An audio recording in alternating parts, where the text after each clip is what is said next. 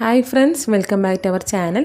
ഇന്ന് നമ്മൾ ഉണ്ടാക്കാൻ പോകുന്നത് ബ്രേക്ക്ഫാസ്റ്റ് ആയിട്ടും ഈവനിങ് സ്നാക്ക് ആയിട്ടൊക്കെ കഴിക്കാൻ പറ്റിയ ഒരു അടിപൊളി ബനാന ബണ്ണിൻ്റെ റെസിപ്പിയാണ്. അപ്പോൾ നമുക്കിത് എങ്ങനെ ഉണ്ടാക്കാൻ നോക്കാം. അതിനായിട്ട് മിക്സിയുടെ ജാർ എടുത്തിട്ടുണ്ട്. ഈ ജാറിലേക്ക് 4 ചെറുപ്പഴം കട്ട് ചെയ്തിട്ട് കൊടുക്കാം. നേന്ത്രപ്പഴം എടുക്കരുത്, ചെറുപ്പഴം റോബസ്റ്റ് പഴം എടുക്കാം.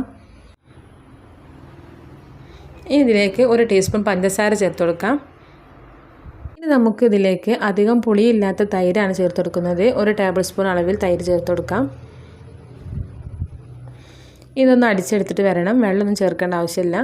അപ്പോൾ ഇതേപോലെ അടിച്ചെടുത്തിട്ട് ഒരു പാത്രത്തിലേക്ക് ഒഴിച്ചെടുക്കാം. ഇനി ഇതിലേക്ക് 1/2 ടീസ്പൂൺ ചെറിയ ജീരകം ഇട്ടെടുക്കാം. കുറച്ച് ഉപ്പും കൂടി ചേർത്ത് കൊടുക്കാം. ഇനി ഞാനിവിടെ ഗോതമ്പ് പൊടിയാണ് എടുത്തിട്ടുള്ളത്. 1 കപ്പ് ഗോതമ്പ് പൊടി എടുത്തിട്ടുണ്ട്. മൈദപ്പൊടിയാണെന്നുണ്ടെങ്കിൽ മൈദയും എടുക്കാം, അല്ലെങ്കിൽ ഗോതമ്പ് പൊടിയും മൈദയും കൂടി പകുതിയായിട്ട് അങ്ങനെ എടുക്കണമെന്നുണ്ടെങ്കിൽ അങ്ങനെയും എടുക്കാം. ഒന്ന് മിക്സാക്കി എടുത്തപ്പോൾ കുറച്ച് ലൂസായിട്ടാണ് കിട്ടിയത്. അപ്പോൾ 1/2 കപ്പ് ഗോതമ്പ് പൊടിയും കൂടി ചേർത്തിട്ട് ഒന്നും കൂടി കുഴച്ചെടുക്കുകയാണ്. അപ്പോൾ നന്നായിട്ട് കുഴച്ചെടുത്തിട്ടുണ്ട്, നല്ലപോലെ സോഫ്റ്റായി കിട്ടിയിട്ടുണ്ട്. ഇനി നമുക്കിത് കുറച്ച് നേരം റെസ്റ്റ് ചെയ്യാൻ വെക്കണം. അപ്പോൾ ഡ്രൈ ആയി പോകാതിരിക്കാൻ വേണ്ടിയിട്ട് കുറച്ച് ഓയിൽ പുരട്ടിയിട്ട് ഒന്നും കൂടി കുഴച്ചെടുക്കാം. സൺഫ്ലവർ ഓയിലാണ് ഒഴിച്ചെടുത്തിട്ടുള്ളത്. ഇനി ഇത് ചുരുങ്ങിയത് 6 മണിക്കൂറെങ്കിലും റെസ്റ്റ് ചെയ്യാൻ വെക്കണം. രാവിലെ ഉണ്ടാക്കുകയാണെന്നുണ്ടെങ്കിൽ രാത്രി തന്നെ കുഴച്ച് വെക്കാൻ പറ്റും. അപ്പോൾ 6 മണിക്കൂർ റെസ്റ്റ് ചെയ്യാൻ വെക്കാം. അപ്പോൾ 6 മണിക്കൂർ കഴിഞ്ഞിട്ടുണ്ട്. നമുക്കൊന്ന് തുറന്ന് നോക്കാം. അപ്പോഴേക്കും മാവൊക്കെ ചെറുതായിട്ടൊന്ന് പൊങ്ങി വന്നിട്ടുണ്ട്, നല്ലപോലെ സോഫ്റ്റായി കിട്ടിയിട്ടുണ്ട്. ഇത് നമുക്ക് ഓരോ ബോൾസാക്കി എടുക്കണം. വേറെ മുഴുവനും ബോൾസാക്കി എടുത്തിട്ടുണ്ട്. നമുക്കൊന്ന് പരത്തിയെടുക്കാം.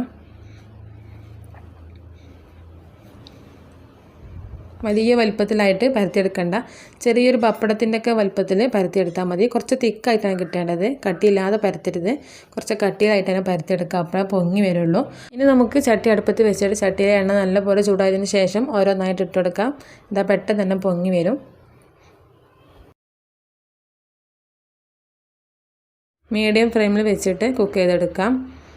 ഇനി മറിച്ചിട്ടെടുക്കാം.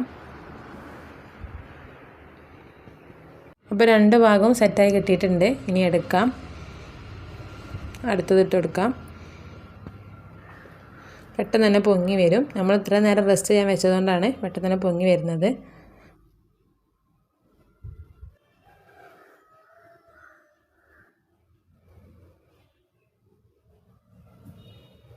അപ്പോൾ ഇതാ നല്ല അടിപൊളിയായിട്ട് തന്നെ കിട്ടിയിട്ടുണ്ട്. അപ്പോൾ ഇത്രയേ ഉള്ളൂ, നമ്മുടെ അടിപൊളി ബനാന ബണ്ണ് ഇവിടെ റെഡി ആയിട്ടുണ്ട്. നിങ്ങളെല്ലാവരും ട്രൈ ചെയ്ത് നോക്കുക. ഇതിൻ്റെ കൂടെ ഒരു ചട്നി കൂടി ഉണ്ടായാൽ കഴിക്കാൻ നല്ല ടേസ്റ്റാണ്. ഉണ്ടാക്കാനും സിമ്പിളാണ്. ബ്രേക്ക്ഫാസ്റ്റ് ആയിട്ടും ഈവനിങ് സ്നാക്ക് ആയിട്ടൊക്കെ കഴിക്കാവുന്നതാണ്. അപ്പോൾ വീഡിയോ ഇഷ്ടപ്പെട്ടാൽ ലൈക്ക് ചെയ്യുക, ഷെയർ ചെയ്യുക, സബ്സ്ക്രൈബ് ചെയ്യുക.